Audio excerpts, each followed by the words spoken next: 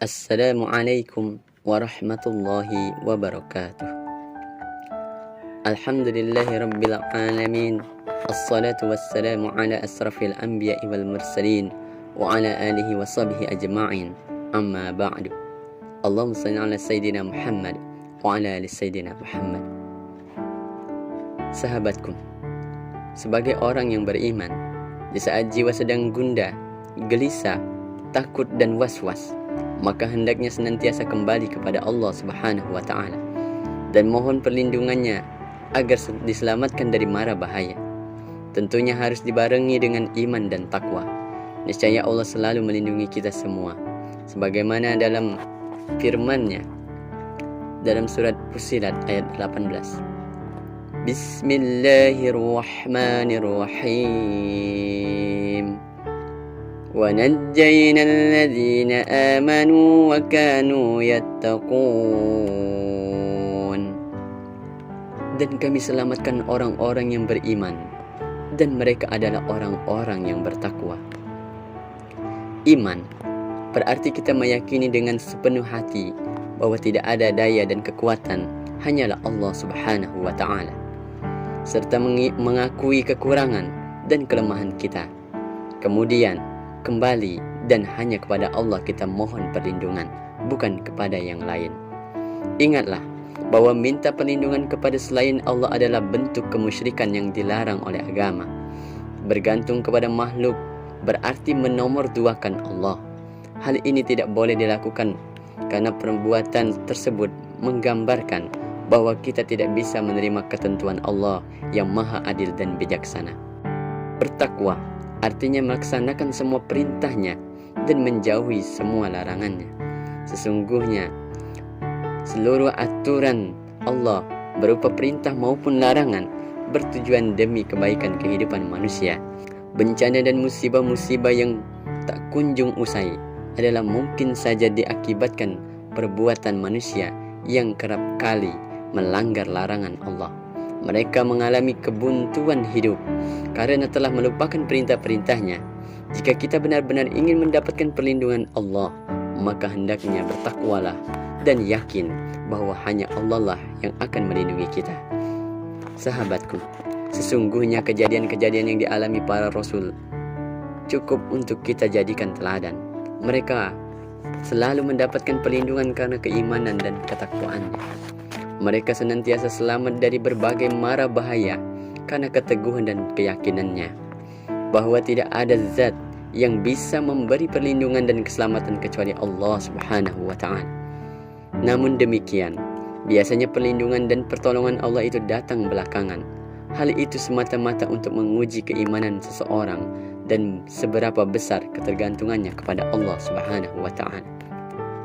Jika iman dan takwa yang jadi landasan kita, maka dalam kondisi yang sangat terjepit sekalipun, Allah berkenan memberikan rasa aman dan perlindungan yang paripurna dan jiwa-jiwa manusia yang bertakwa sebagaimana dalam firman-Nya dalam surah Al-Baqarah ayat 155 sampai dengan 157. A'udzu billahi minasyaitonir rajim.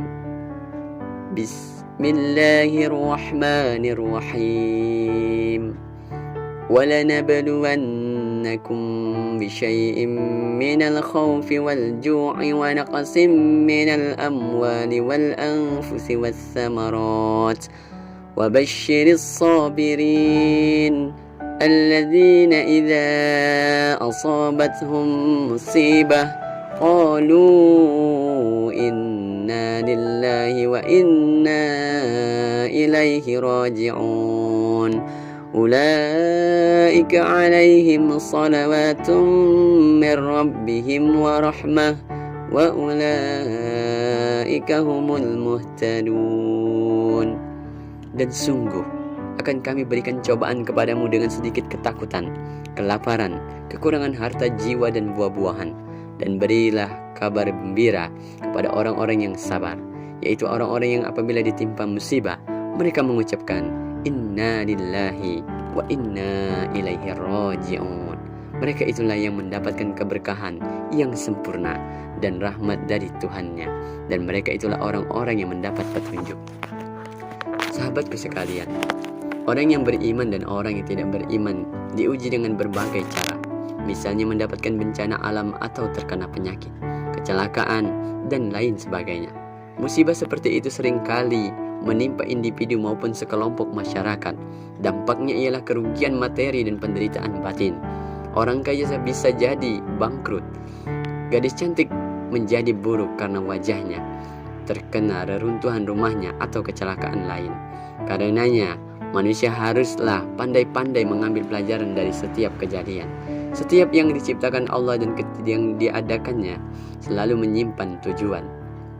Bencana mengandung peringatan agar manusia berhenti dari pembangkangan mereka. Pelajaran lain yang harus diambil dari setiap musibah adalah agar manusia menyadari bahwa sesungguhnya ia lemah dan benar-benar tidak memiliki kekuatan untuk mengatasi bencana yang terjadi dengan seketika. Manusia tak dapat menolong dirinya sendiri ataupun orang lain. Tentu saja hanya Allah yang mampu memberikan perlindungan dan pertolongan. Dalam surat Al-An'am, Allah berfirman, Bismillahirrahmanirrahim. Wa yamsaskallahu bidurrin fala kashifa lahu illa huwa wa yamsaska bi khairin fahuwa ala kulli syai'in qadir. Jika Allah menimpakan suatu kemudaratan kepadamu, maka tidak ada yang menghilangkannya melainkan Dia sendiri. Dan jika Dia mendatangkan kebaikan kepadamu, maka Dia Maha menguasai atas segala sesuatu.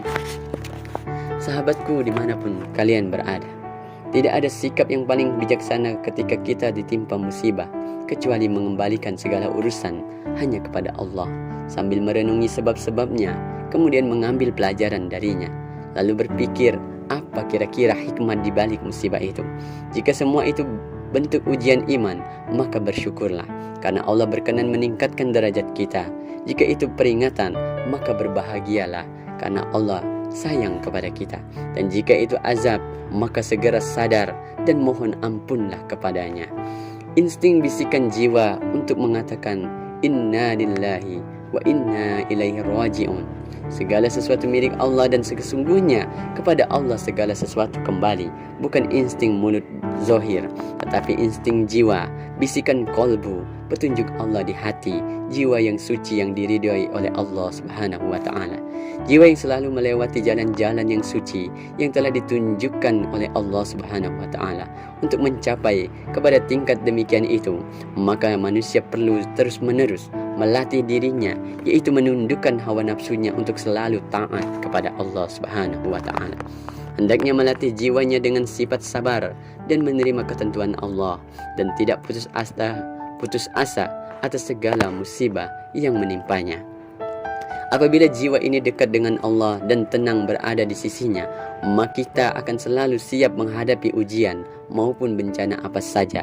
Dan juga kita merasa aman karena Allah menjadikan sandaran utama hidup kita.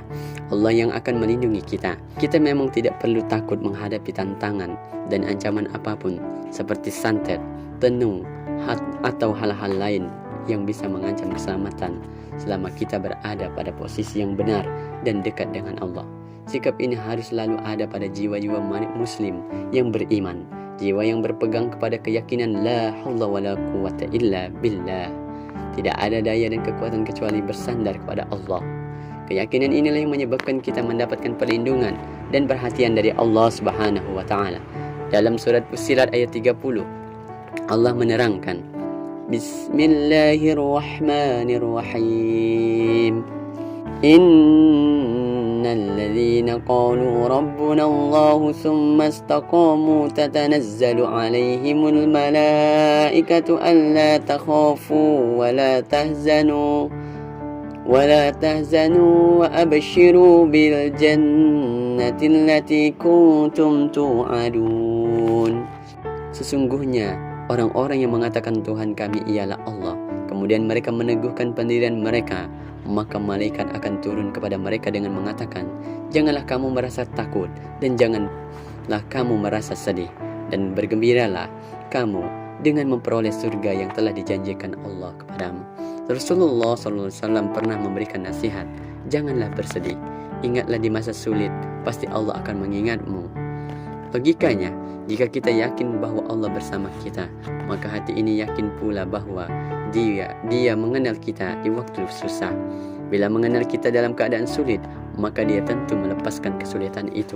Allah memberi jalan keluar pada setiap kesempitan, memberikan pemecahan dari setiap kebingungan yang kita hadapi. Hal itu karena di masa lalu, saat dalam kedamaian dan kesenangan, kita telah mengenalinya. Oleh karena itu, jika kita mengenalnya dalam kesenangan maupun kesusahan, maka Allah membalasnya saat kita menghadapi kesulitan. Allah Subhanahu wa Ta'ala akan membantu dalam bentuk taufiknya dan kelembutannya yang tersembunyi, sebagaimana yang dikabarkan tentang Nabi Yunus alaihissalam di dalam firman-Nya, Bismillahirrahmanirrahim, falawla annahu kana minal musabbihin.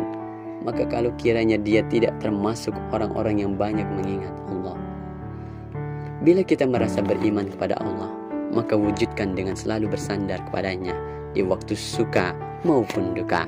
Hadapilah persoalan hidup dengan kepala tegak, penuh semangat, dan dengan hati yang tunduk. Mohon perlindungan dan pertolongannya.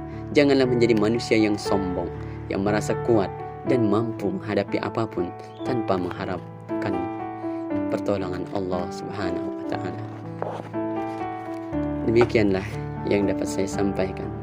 Semoga ada manfaatnya bagi kita semua, dan khususnya bagi saya sendiri. Billahi taufiq wal hidayah, wa ridha wa inayah. Wassalamualaikum warahmatullahi wabarakatuh.